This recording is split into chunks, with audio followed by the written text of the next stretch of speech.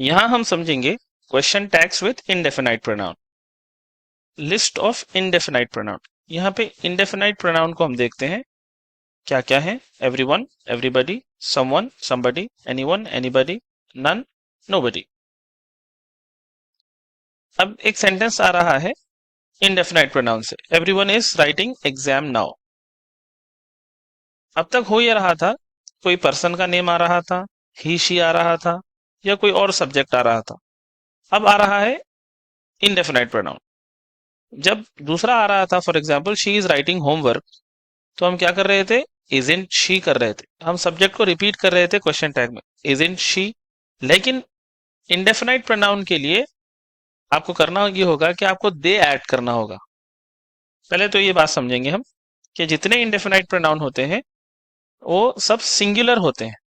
कुछ student confuse हो सकते हैं और अपीयर भी ऐसे आ रहा है कि ये प्लूरल है, लेकिन ये याद रखें आप कि इंडेफिनाइट प्रोनाउन सब सिंगुलर सब्जेक्ट होते हैं, राइट।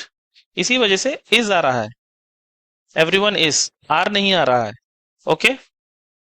लेकिन अब एवरीवन के लिए क्या लिखना होगा आपको, इजंट एवरीवन नहीं लिख सकते आप, ओके। दे लगाना होता है। जब दे लगाएंगे तो फिर हेल्पिंग वर्ब भी चेंज करना होगा आप। यहाँ नोट देखते हैं हम, for an indefinite pronoun we add they, okay. जितने इंडेफिनाइट प्रोनाउन आ रहे हैं सबके लिए अब दे लगाएंगे क्वेश्चन टैग में। और दे क्या है, प्लूरल सब्जेक्ट है। So are is use for the plural subject. ये टेंस है प्रेजेंट टेंस, राइट। तो आप प्रेजेंट टेंस के अंदर जब दे लगाएंगे तो प्रेजेंट टेंस का हेल्पिंग वर्ब क्या होता है वो ऐड करेंगे। जैसे दे जब लगाएंगे तो आर आएगा, और सिंगुलर लगाएंगे तो इज आएगा, राइट। सेंटेंस आपका ऐसे बनेगा, everyone is writing exam now, aren't they.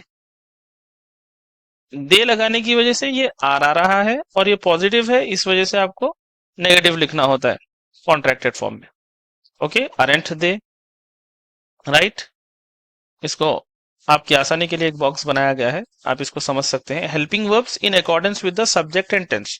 For example जैसा बताया गया कि एवरीवन क्या है, सिंगुलर है, और जितने इंडेफिनाइट प्रोनाउन है।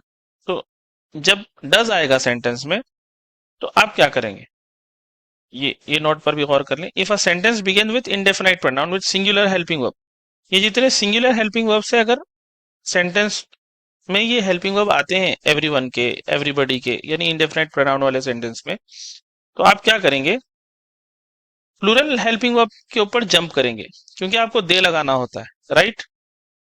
तो देखें आप, अगर डज आ रहा है तो डू पे चले जाएंगे, इज आ रहा है तो आर पर, वॉज आ रहा है तो वर पर, और डिड रिमेन्स सेम, ओके। अब ये एक्सरसाइज आपको दी गई है। अच्छा, एक सेंटेंस है आपके सामने, everyone knows English since the sentence is of simple present tense.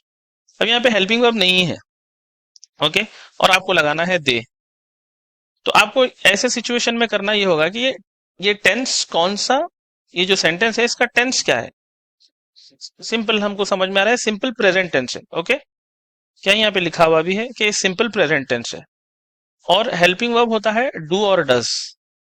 क्योंकि हमको दे ऐड करना होता है इस वजह से हम क्या लगाते हैं, डू। तो डोंट दे आएगा, everyone knows English, don't they, right. इसको फिर रिपीट करूंगा मैं। ये इंडेफिनाइट प्रोनाउन का तो रूल आपको पता चल चुका है कि आप दे ऐड करेंगे, राइट। और क्योंकि हेल्पिंग वर्ब नहीं है इस सेंटेंस के अंदर, तो हमको ये देखना होगा कि ये कौन सा टेंस है। ये प्रेजेंट टेंस है, और प्रेजेंट टेंस में दो हेल्पिंग वर्ब होते हैं सिंपल प्रेजेंट टेंस के अंदर, डू और डस। तो क्योंकि दे ऐड कर रहे हैं आप, इस वजह से आपको लगाना होता है डू, और ये पॉजिटिव में है इस वजह से आप नॉट ऐड कर रहे हैं कॉन्ट्रैक्टेड फॉर्म में, ओके। ये एक्सरसाइज आप करते चले जाए, आपको आइडिया हो जाएगा। You can check the answer. हाँ, यहाँ पे हिंट दूंगा मैं, 37th वाला नेगेटिव सेंटेंस है, राइट।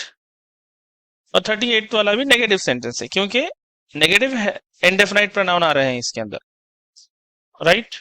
आप जब करें फिर बाद में आंसर चेक करें, आपको आपके आंसर पता चल जाएंगे। Hope you have understood question tags with indefinite pronoun.